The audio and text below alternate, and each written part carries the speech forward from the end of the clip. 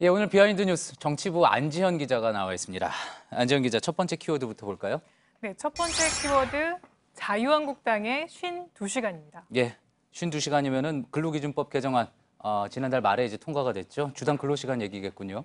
네, 그렇습니다. 주당 최대 근로시간을 68시간에서 최종 52시간으로 제한한다는 내용이죠. 예. 그런데 홍준표 대표가 오늘 한 회의에서 이 법안과 전혀 다른 얘기를 했습니다. 먼저 그 발언 들어보시죠.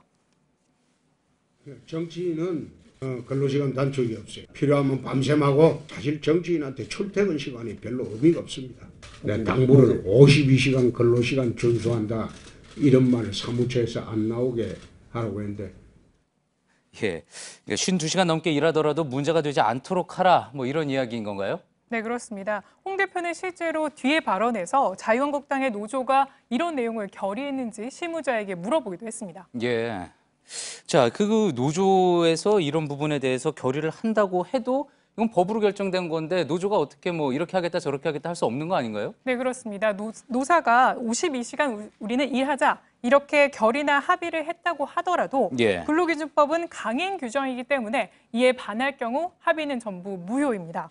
예, 또 그렇군요. 네, 근로기준법에 해당하는 2년 이하의 징역이나 또는 2천만 원 이하의 벌금도 그대로 적용받게 되는 겁니다.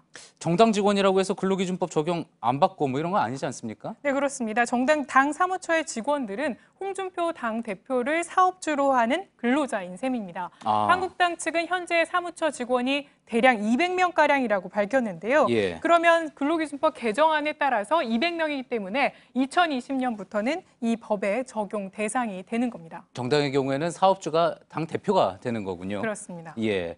자, 그렇다 그러면 2020년 물론 뭐 당장은 아니더라도 앞으로 이제 적용을 받게 되는 건데 자, 어쨌든 법안 뭐 국회에서 같이 만든 거 아니겠습니까? 제1야당의 대표가 이 법 취지와는 전혀 다른 이야기를 한 셈이 되겠군요. 네, 맞습니다. 그래서 이 자유한국당 당직자들은 이런 발언을 어떻게 생각했는지 한번 전화를 걸어서 물어봤는데요. 예, 궁금하네요. 그런데 당직자는 그만큼 일을 열심히 하라는 취지일 뿐 확대 해석은 하지 말아달라 이렇게 얘기를 하긴 했습니다. 예. 하지만 논란이 될 수 있는 홍 대표의 발언은 이뿐만이 아니었는데요. 다음 발언도 들어보시죠. 네.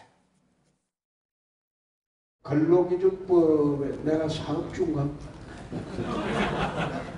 내가 고발 안 되도록 주 52시간을 초과 근무를 하실 때는 전부 자발적으로 하는 겁니다. 네, 이번에는 자발적으로 52시간을 근무하라 이렇게 얘기한 건데요. 자발적으로 하라는 지시 자체가 이미 자발적인 것이 아닌 것이 되는 겁니다. 예, 물론 뭐 농담처럼 한 이야기겠지만 직원들은 재미없고 사업자만 사장만 재미있는 그런 농담일 수도 있겠군요. 자, 두 번째 키워드 볼까요? 네, 두 번째 키워드는 김효능 여사의 실수입니다. 예, 앞서도 이제 저희가 이제 인터뷰 내용 보도해드렸지만 정두원 전 의원의 서울신문 인터뷰 내용에서 나온 거죠? 네, 그렇습니다. 이 정 전 의원은 오늘 인터뷰에서 김윤옥 여사가 지난 2007년 대선 때 엄청난 실수를 했다면서 다만 엄청난 실수가 무엇인지에 대해서는 구체적으로 언급하지는 않았습니다. 예, 역시 또 이제 과거에도 그랬지만 궁금증을 또 계속 자아내기만 했는데 하지만 이제 과거에 이제 정 전 의원이 언급했던 경천 동지할 일 세 가지라고 하지 않았습니까? 그 중에 하나라고 언급은 한 거죠? 네, 그렇습니다. 그렇기 때문에 경천 동지할 세 가지 일 중에 적어도 한 가지는 김윤옥 여사와 관련된 일이다.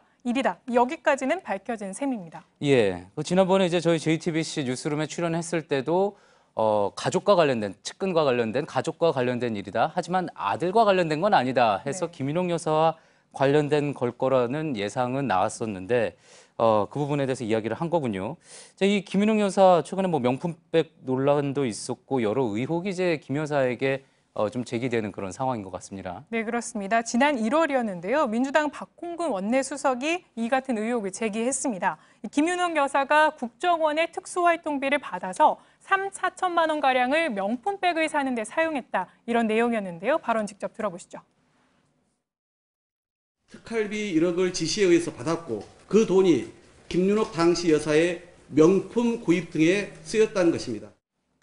예, 그랬군요. 네, 또 최근에 미국 내 최대 한인 커뮤니티죠. 미시 USA도 2011년에 김윤옥 여사가 명품 백화점에서 있는 거를 본 적이 있다. 이런 목격담이 올라오기도 했습니다. 예, 하지만 뭐 모두가 다 아직 사실로 밝혀진 내용은 아닌 거잖아요. 김윤옥 여사 측이 또 명예훼손으로 이제 박수석 고발하기도 했고요. 네, 그렇습니다. 이명박 전 대통령의 측근 이재호 전 의원도 이 같은 게 사실이 아니라는 취지의 발언을 하기도 했는데요. 예. 이런 의혹과 관련해서 소설이라면서 김 여사가 미국에서 사온 건 명품이 아니라 손자들 내복뿐이다. 이런 취지의 발언을 하기도 했습니다. 아, 내복이요? 김희중 전 실장에 따르면 10만 달러가 전달된 거라고 이야기를 했는데 내복이라고 해명을 한 거군요. 네, 명품백은 너무 지나치게 나간 것이고 내복이라고 들었다. 이런 식의 취지로 발언을 하기도 했는데요. 예. 그런데 김윤옥 여사와 관련해서 명품백 논란은 사실 이번이 처음이 아닙니다.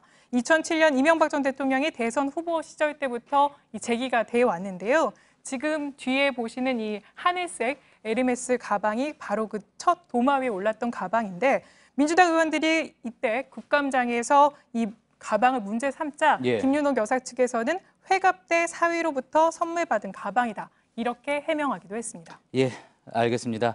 뭐 여전히 말할 수 없는 그 실수의 실체는 아직까지 알려지지 않은 거고 언젠가는 또 밝혀질 수 있을 거라고 또 생각을 해봅니다. 잘 들었습니다. 지금까지 안지연 기자였습니다.